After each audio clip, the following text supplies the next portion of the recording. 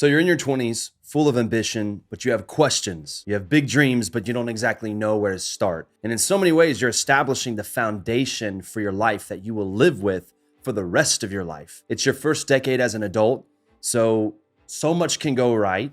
So much can go wrong. You can either maximize this season of your life or you could squander it. The fact that you're watching this is probably a good sign that you're committed to getting it right. I'm in my 30s now, and when I think back to my 20s, there are some things I wish I had done differently and others that I am so glad I did. Today, I want to talk about the 5 pillars you need to establish in your 20s. We're talking about things that could absolutely revolutionize your life, put you ahead of 99% of people your age, and help you live the life that you've always wanted. This is a little bit different than the previous episodes I've done. I don't know if you've tracked with my content before, but my channel is all about leadership, specifically motivating, encouraging, and empowering you on your leadership journey. The main demographic I'm currently serving is Gen Z and young millennials, which is probably you who are watching this right now. People who are primarily in their 20s and 30s. It's the demographic I'm best positioned to serve at the moment, having reached the other side of the issues that you're currently facing, but still close enough to remember the nuances, right? Like it's fresh on my mind, the challenges that you're going through right now. And even though I'm on the other side of them, I feel like I can empathize with you in so many ways. That's why I'm doing this video, coming from someone who now has their dream job, dream wife, dream kids, dream community, heck, dream truck. That sounds a little superficial, but I don't care. Look, I'm living the dream. I really am. You know, I don't say that to flex or to brag or whatever, but I'm just genuinely thankful. And honestly, it breaks my heart when I see people who never get to experience that. Now, am I saying my life is perfect? No. Have I accomplished everything I hope to achieve one day? No. But I'm living the dream. I have the life I always wanted. And so much of that has to do with the decisions I made in my 20s. And here's the thing. I sincerely want the same for you. I do. I really, really do. If you're in your 20s or younger, trust me, you won't want to miss this because these lessons could redefine your journey and set you on a path to success. And be sure to dial in until the end because I'm gonna be 100% honest with you. I'm gonna shoot straight with you. I'm not sure if anyone else is sharing what I'm prepared to share with you in this video, so I hope you stick around for that. Okay, let's dive in. We're gonna go fast and furious, okay? Number 1, the first pillar that we're gonna talk about is education. I have a lot of Gen Zers on the team that I lead. I've sat down with just so many of them over the years to help them navigate decisions about education. And it's incredible to me, honestly, how many times people screw this season of their life up. I mean, there's a lot that can go wrong, and I just don't want you to fumble the ball here, okay? Getting your education wrong can seriously harm your future. And on the flip side, getting it right can be something that propels you light years ahead of everyone else. So please lock in and pay attention to this. It's so important. You need to treat your education with respect. What do I mean by that? 2 things. Respect the value of education and respect the pitfalls of it. You do not want to come out of school with $150,000 in student loan debt with a degree you don't even like or use, working a job that has nothing to do with what you went to school for while you're barely making $30,000 a year. Like that's an absolute nightmare. And yet I see it all the time. What are we doing? Who is telling us to do this, right? Please, for your sake, do not do this. Your future self will absolutely strangle you, okay? I also see a lot of people go off to college expecting to find themselves, but they actually end up losing themselves completely. You know, education just can lead to some pretty severe pitfalls if you aren't careful. On the other extreme, don't act as if education is a waste. Okay, it's not. As someone who earned an undergraduate degree, went on to get my master's degree, I'm a huge fan of education. It can have enormous value in your life if you do it right. If you do it right. Education isn't just about learning. It's about building your capacity as a human being.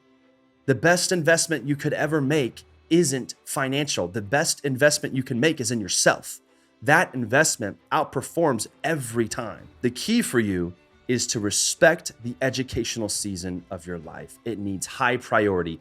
It needs, research. You need to crunch the numbers. You need a plan.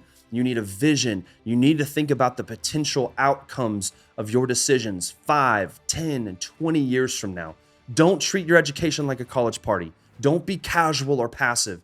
Don't get a degree just to get a degree. Trust me, you will get your butt handed to you. For your sake, respect the season. Now, is there one specific education path you have to follow? Like, is there one right way to do it? No.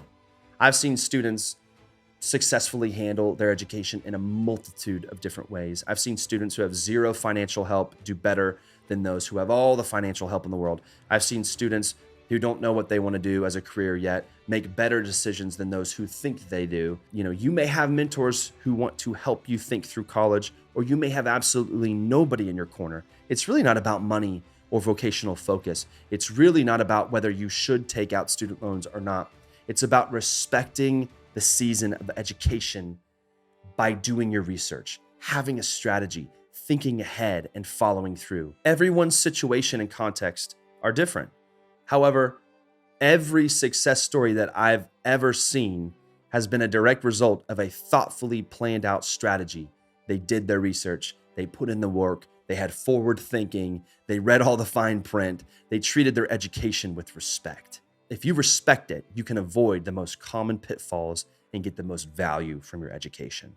I'm going to pin a comment below with a few tips on handling education that I've seen a lot of people use to get ahead. And I've recommended it to a lot of some of the younger students as they think through their college years or extended education years. It doesn't apply to everyone, but it might help you in your context. Feel free to ask me any follow-up questions you might have based on your context, or even shoot me a DM on Instagram. I'll do whatever I can to help you sort things out. And remember, here's where my leadership hat comes on. Leaders are learners, okay? Your education doesn't start or end in a university. Your education should be a lifestyle of learning that never ends and includes all facets of learning. The moment you stop learning is the moment you become irrelevant. So don't ever stop learning. Develop a love for it. Bottom line, education matters. Respect it. I think I said enough on that. Okay, here's pillar number 2, money. Imagine this. You're debt-free. You have $10,000 in savings. Your retirement is cared for. You have disposable income to save for your next goal, have fun, and live your life. And you can pursue any vocation you want without worrying about how much money you'll make because you're already on your way to enormous wealth. Okay, that's financial peace, my friend. Oh, it's amazing. Did you know that if you start investing at age 20, just $50 a month, that's it, and then you retire at age 67, which is pretty much normal, and earn an average of 12% on your investments, which is what I average, by the way. And if you look at the S&P 500, that's relatively easy to do. You'd have over $1.3 million, just $50 a month. That's it. However, if you wait and start at age 30, you'd only get to about 400,000. That's just waiting the next decade. Like if you spend your 20s not investing, that's what you're missing out on. Over, what is that? That's almost $1 million that you're missing out on just by waiting. Wait until age 40 and you can't even break 200,000. I mean, that's a difference of over 1.1 million. So that's the power of compound interest. That's the power of managing your money. That's the power of starting young. Now, I can certainly show you how to become wealthy through money management and investing. My wife and I have invested wisely and built wealth over the years. We learned how to manage our money really early, and through that, we're able to build wealth. But wealth isn't the primary concern that I have for you. That's not really why I brought up this pillar.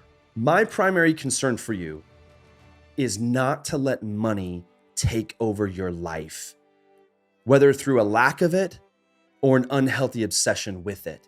So many of the decisions that we make, particularly in your 20s, are motivated by money. For one thing, most 20-somethings don't have any, so the motivation is often at its peak, right? Money is often the driving force behind where you decide to live, what vocation you choose, your lifestyle, and so on. I get it, I've been there. But there's a danger to this. Money can lead you to destinations that aren't best for you, that aren't right for you, that don't fit you, that don't get you where you ultimately want or need to be in life. Money, or the desire for money, if you aren't careful, can be the very thing that undermines your purpose or what truly gives you the most satisfaction? Let me give you a thought exercise. This is important. Let's say I come to you and I say, hey, I'll pay you a salary of $10 million a year. But here's the catch. You have to pick something that you're passionate about, that helps other people in some way, and that you could see yourself doing for the rest of your life with immense satisfaction. That's the criteria, okay? Go ahead and think of your answer. Now, if your answer is different than whatever you're currently pursuing, then it's probably an indication that money is somehow managing you in a way it shouldn't. Look, I understand that sometimes circumstances require us to do things we don't prefer in order to provide. I get that. Sometimes you have to face realities, right? The point I'm trying to make is that more often than not, our money is managing us instead of us managing our money. We don't have a money problem. We have a money management problem. And this problem is potentially robbing you of what you're most passionate about. I'll never forget one time when I was in the Taco Bell drive-thru in my early 20s, and I went to go pay for a taco, just a taco, and my card was declined. We're talking about the Taco Bell value menu. I mean, this was my financial rock bottom. My money in that season was managing me, and I needed to learn how to flip the script and manage my money to get my life back. So that's precisely what I did. I remember I took Dave Ramsey's Financial Peace University, and everything changed. I fell in love with budgeting, fell in love with investing. Once I learned how to manage my money, it felt like I got my life back. And I was able to make decisions, wise decisions about my future, free from the urgency or pressure of money. In fact, my vision for my life really expanded. I saw a greater opportunity than I did before, and it all just came from learning how to manage my money. Now, 10 years later, money just isn't a driving force. I mean, it's important. It opens doors, it provides for my family and all that, but it doesn't really motivate me. Purpose, impact, passion, those are the things that motivate me. You know, I am much more concerned with making a bigger difference in the world than I am with a fatter paycheck. Let me tell you that. Look, if you're in a bad financial place, you need to go to work, okay? Check out Ramsey Solutions. They have a lot of products there. That's not an affiliate plug, by the way. I'm not affiliated with them at all. It's just a genuine recommendation of something that really changed everything for me personally. There's also a lot of books out there. I'll link it below. I might throw in a few other little resources that have helped me in this particular pillar, but it's time for you to stop playing games, and it's time for you to take money management seriously. Your future self will thank you. Again, feel free to comment with any lingering questions you have on this pillar or DM me on Instagram. I'd be more than happy to help in any way that I can. All right, pillar number 3, career. Let me show you a diagram. This diagram is based on the hedgehog concept taught by Jim Collins. I love Jim Collins' work. You should check it out. If you're listening to the podcast, don't worry, I'm going to describe it for you, so you should be able to follow along. We have 3 circles that form a Venn diagram, meaning that they overlap. And in the first circle, we have passion. These are the things that you really care about, that you enjoy, that you could spend every day of your life doing because it brings you so much satisfaction, you almost never get sick of it. Your passions are usually the things you enjoy researching in your free time. You enjoy spending time practicing them. You would even enjoy attending a conference or a class. The second circle is talent. Your talents are things you're naturally good at. Whether you enjoy it or not, your talents just come easily to you. You don't really have to work hard to be good at them.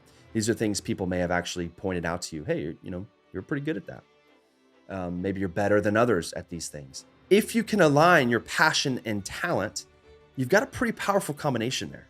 Like that alone will unleash you to do some pretty great things.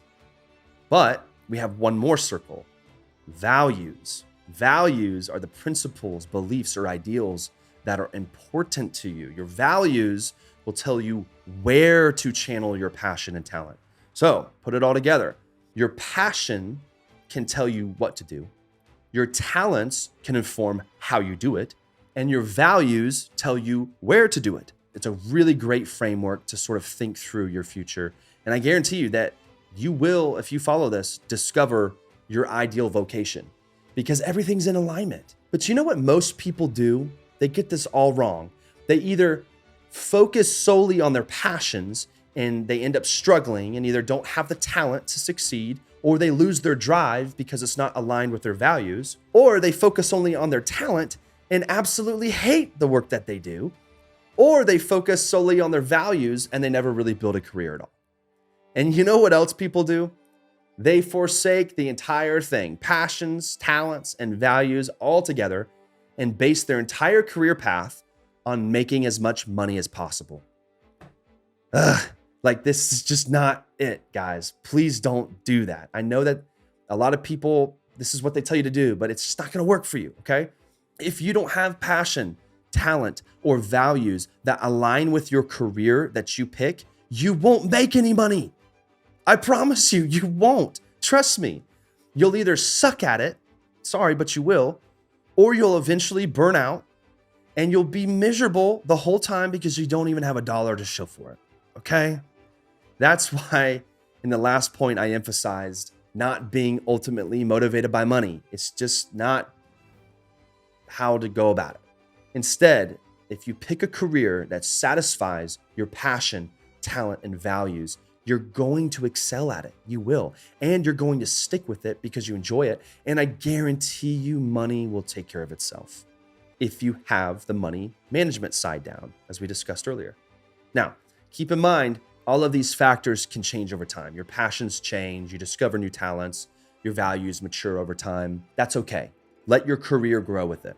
What I do now looks a lot different than what I did when I first started my vocation. And I'm sure it'll look different 10 years from now. What you do at the start may not necessarily be what you do long term. That's normal. All right, let's move on to the next pillar, relationships. Whoo! Some of the best and worst decisions you can make in your 20s have to do with relationships. The friends you surround yourself with, the mentors you do or do not have, the people you date, the partner you might choose to marry. This is also the time when you tend to identify issues that your parents had or have growing up. There's a lot going on relationally in your 20s. First, you need to understand that healthy relationships matter. In fact, they are vital to you. Don't ever believe otherwise. An article published by the American Psychological Association found that people with no friends or poor quality friendships are, get this, twice as likely to die prematurely, according to a meta-analysis of more than 308,000 people, okay? That's a risk factor even greater than the effects of smoking 20 cigarettes per day. Wow. That blew my mind, actually. Healthy relationships matter. Second, your relationships will either help or hinder you in becoming the person you'd like to become. There's this common belief that you are the average of the 5 people you spend the most time with. You've probably heard that. Sometimes it's stated as, show me your friends and I'll show you your future. You know, I've heard it 1,000 other ways. What they're all getting at is the need to evaluate your social circle. And this is really important. Are your relationships positive? Do they influence your life in healthy and wholesome ways? Bad relationships can absolutely kill you, particularly in your 20s. So be selective.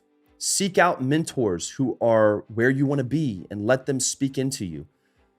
Next, who you pick as your significant partner might be the most critical decision you ever make in your 20s, assuming that you decide to get married in your 20s, which a lot of people do.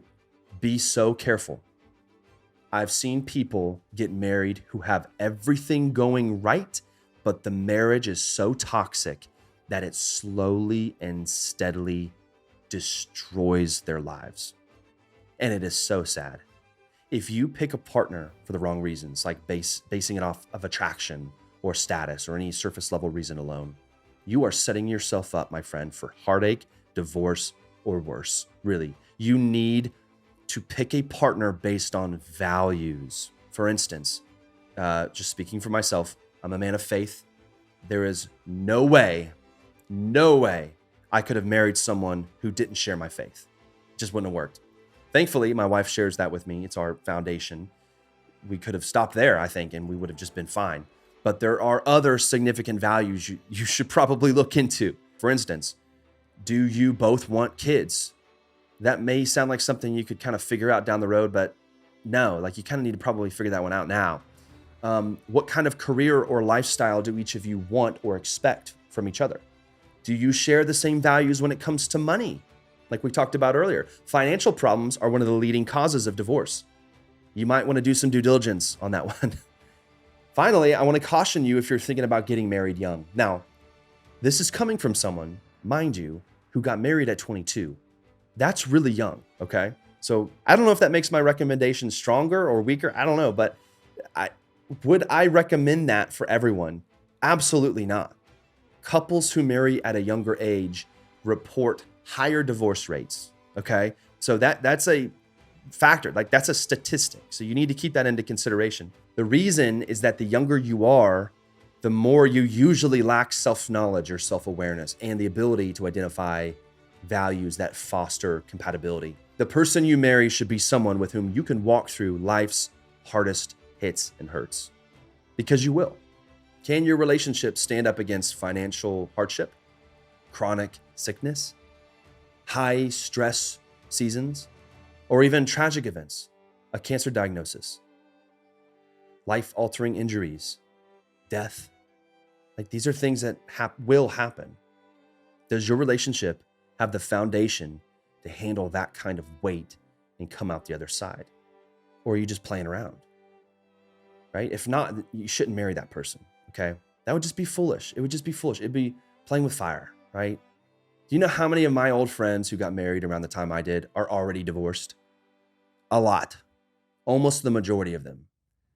You know, not only was that incredibly painful for them to walk through, but it's like they had to start their life over.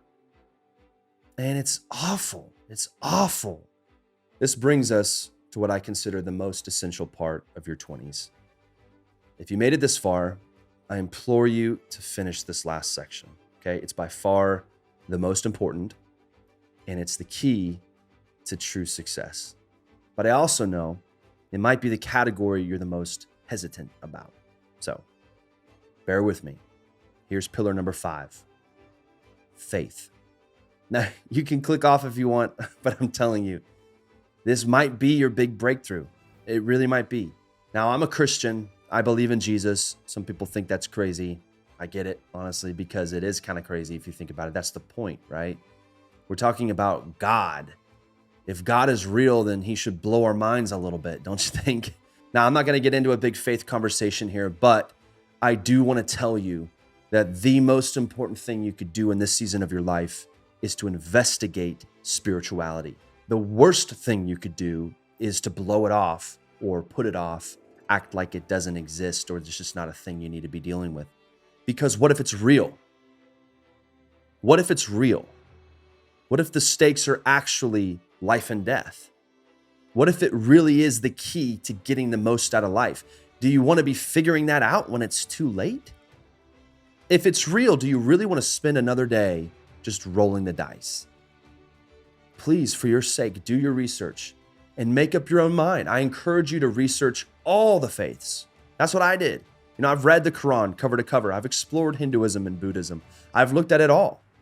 And you know what? I keep coming back to Jesus every time.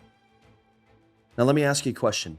What do you have to lose by investigating it? Nothing. Nothing. But you have everything to gain. Really, you can look into it, decide it's wrong, and move on with your life. Or you might find that it's everything. You know, maybe it's the one thing that has been missing from your life all this time. Man, I hope you explore it for your sake. Again, if you have questions about any of this, just leave them in the comments, or if you kind of want something a little more private than that, just DM me on socials. And again, I would be honored to help you in any way that I possibly can. Now, we've come to the rapid fire bonus round. I didn't tell you we were going to do this, but here we go. I have 5 quick tips for you that are highly practical and can be applied to all the key pillars we've already discussed. They're kind of like the icing on the cake. These tips are like gasoline on a fire. Apply them to your 5 pillars and you'll 100% maximize this season of your life. I guarantee it. All right, we're going to go through them fast. Tip 1, track your progress. I've covered some ways to do this in another video, which I'll link below. First, I talked about keeping a scorecard of major statistics, numbers, results, anything that you want to keep metrics on. What you keep track of almost always improves. So that's a good rule of thumb. Second, consider journaling. This is something I started. It really helps you celebrate all the little wins along your journey. Date each entry, and then you can look back and gain perspective of where you've come from, sort of see the season for what it is. It's interesting. Sometimes the vision of our future keeps us from enjoying the present state. You need to learn how to enjoy the growth journey rather than just constantly longing for the next phase.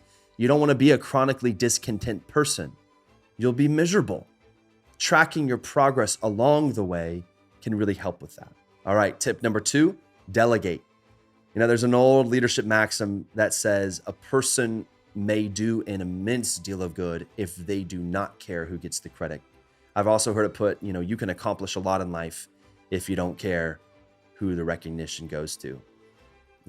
Many 20-somethings chase recognition and try to do everything themselves. But what if instead you chase progress and you share the load and you share the recognition? I guarantee you will get farther, and you'll make friends along the way rather than enemies, which would be great. Tip number 3, stay consistent. Consistency isn't boring. It's life-giving.